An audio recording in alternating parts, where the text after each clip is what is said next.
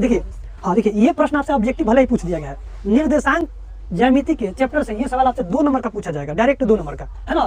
कह रहा है कि यदि बिंदु 0,0 बिंदु फिर यहाँ पे 1,2 तथा x, y है और ये तीनों के तीनों का संरेख है, तो बताना है कि यहाँ पे x का मान क्या होगा, y का मान क्या होगा, है ना। तो देखिए ध्यान से, संरेख होने का कंडीशन मैंने आपको बताया था क्लास में। तो यहाँ पे देखिए, मैं कहूँगा अगर आपसे कि हमें लिखना है यहाँ पे हल लिखते समय एक बात लिखना है, सुनिए बाबू। देखिए त्रिभुज का, समझिए बाबू, त्रिभुज का जो क्षेत्रफल होता है, ये क्षेत्रफल अगर 0 के बराबर होगा तो बिंदु आपस में क्या होंगी, संरेख होंगी। ये ना पढ़े थे जी। अब ये करना क्या है, इसी से फॉर्मूला बनता है संरेख का बाबू। देखिए ध्यान से, अब मेरा प्रश्न आपसे भी है बाबू कि त्रिभुज का क्षेत्रफल का सूत्र बताओ आप लोग।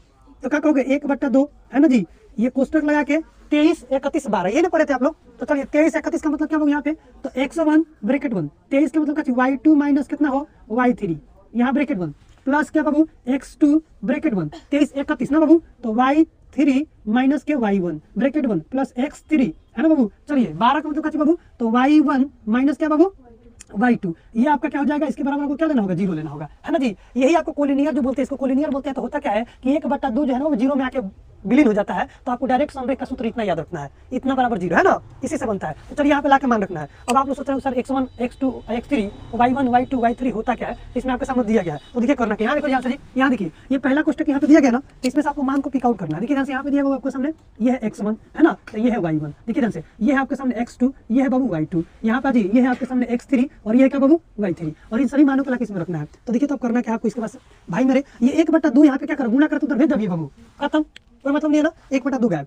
अब लीजिए आपके सामने यहाँ पे क्या आएगा, x1 का मान बोलिए कितना है, कितना, तो यहाँ पे कहेगा सर 0 है ब्रैकेट 1, y2 का मान बताइए कितना है, देखिए बताइए, y2 का मान 2 है ना बाबू, अब y3 का मान कितना है बताइए, y है ना ब्रैकेट 1, फिर यहाँ पे क्या प्लस x2 का मान कितना है, देखिए कितना है जी, तो यहाँ पे 1 ब्रैकेट 1, है ना बाबू। उसका से क्या करना है जी, क्या करना है, y3 कितना है बताइए, y माइनस y1 कितना है बताइए, 0, फिर ब्रैकेट 1, फिर प्लस x3 कितना है बताइए, x ब्रैकेट 1, फिर क्या करा y1 कितना है बताइए, 0 माइनस y कितना 2 कितना है 2 हो जाएगा ना। और ये करके और आपके सामने यहाँ पे क्या बाबू 0, क्योंकि 1/2 जो था वो 0 में क्या हो गया, खत्म हो गया जाके, हो गया ना। अब देखिए यहाँ पे आप इसके बाद से क्या करना है, अब आपके सामने जो बाबू दिख रहा है यहाँ पे, ये 0 का इसमें मल्टीप्लाई करेगा तो क्या हो जाएगा, सबको 0 कर देगा, ये हो गया 0, हो जाएगा ना। अब यहाँ आ जाइए, ये देखिए y में से 0 घटेगा कितना आएगा, y आएगा, तो y कम y होगा ना बाबू। चलिए अब यहाँ देखिए प्लस है तो प्लस, यहाँ देखिए तो ये घटेगा तो माइनस का 2 आएगा। अब माइनस का 2 जब x में गुणा करेगा तो इस प्लस को क्या कर देगा बाबू, माइनस का 2 कर देगा कि नहीं कर देगा जी, माइनस का क्या चीज 2x कर देगा, कितना कर देगा बाबू, माइनस का 2x करेगा ना, और 2 इसमें गुणा करेगा तो माइनस का 2x, और ये आपके पास बंद, और यहाँ पे हो गया 0, आएगा कुछ इतना,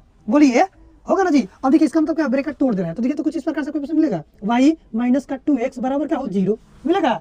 अब ये जो है माइनस उधर जाएगा तो प्लस होगा, तो y बराबर क्या हो जाएगा बाबू, ये प्लस होगा 2x, तो y बराबर 2x आपके सामने कहाँ दिया है, देखिए तो ध्यान से उसमें y बराबर 2x, y बराबर 2x यहाँ दिया है।